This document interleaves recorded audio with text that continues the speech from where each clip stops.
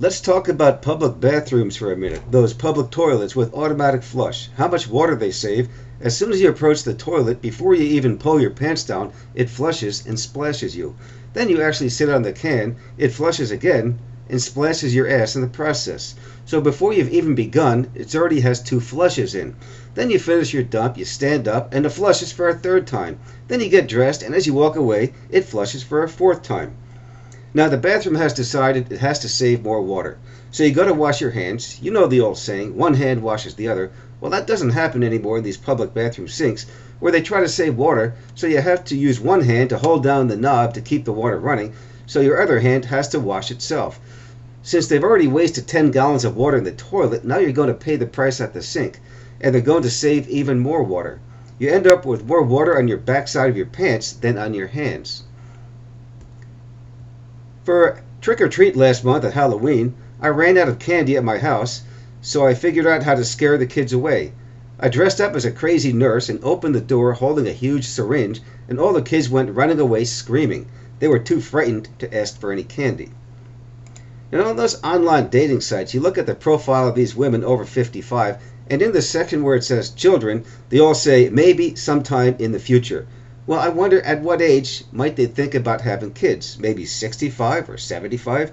How much patience are they having since they're already over 55? Or maybe they've been pregnant for 20 years and still haven't given birth. As a man, would you date a woman like that? I was once on one of those dating websites. I put man looking for woman. They sent me 876 matches.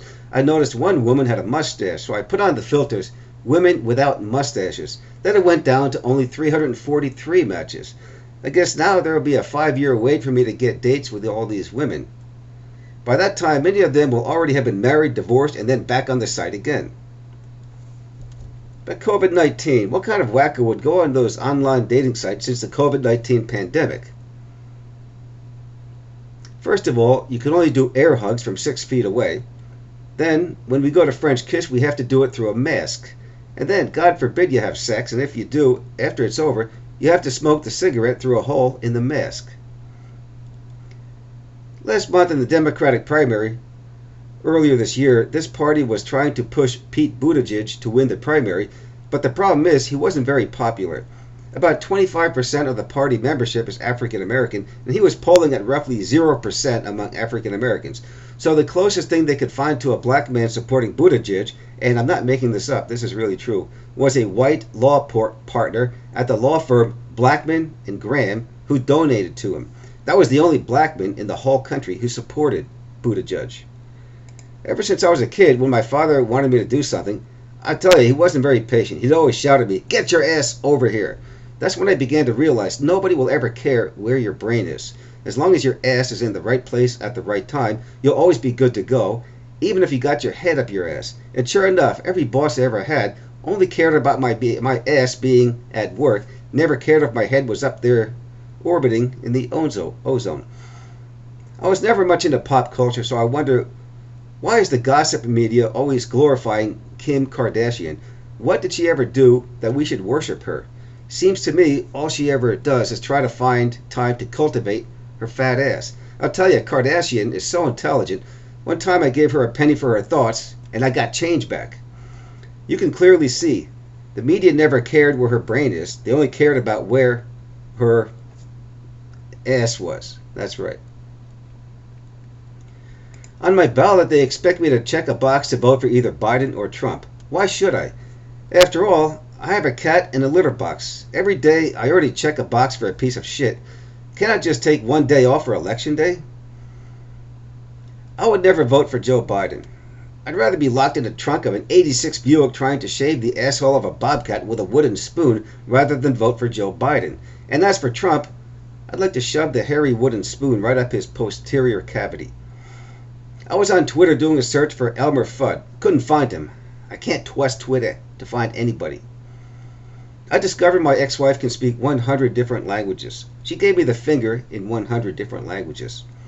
When Biden does win, if you pinched him and said, "Hey Joe, you won," he'd wake up in a stupor and not even know where he is. What happened? Did you ever notice every time you see Kamala Harris, she starts laughing hysterically anytime she gets hit with a tough question? Well, now I've discovered why. It's because Nancy Pelosi has secretly given her about $10 million of stock options, so Kamala is already laughing all the way to the bank. And in addition, after Democratic voters resoundingly rejected her while she got only 2% of the votes in the primaries, Queen Hillary anointed her to be the next president as soon as Biden is found sleepwalking down Pennsylvania Avenue in his bathrobe at 3 o'clock in the morning. Someone once asked if Joe Biden ever bends to the will of the people. Biden only bends over when a billionaire is about to fork it over. Anorexics may be all skin and bones, but when they look in the mirror, they see themselves as very fat. I texted one an emoji of a super skinny person, and they thought I was insinuating that they were fat. They have this brand of frozen food called Weight Watchers. I've been watching my weight for 20 years now, but that hasn't stopped it from going up 25 pounds every year. Did you ever see the face of U.S. Senate Majority Leader Mitch McConnell?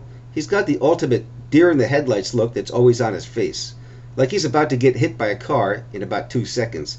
I think he's the second coming of a 19th century slave owner who never died in 1848.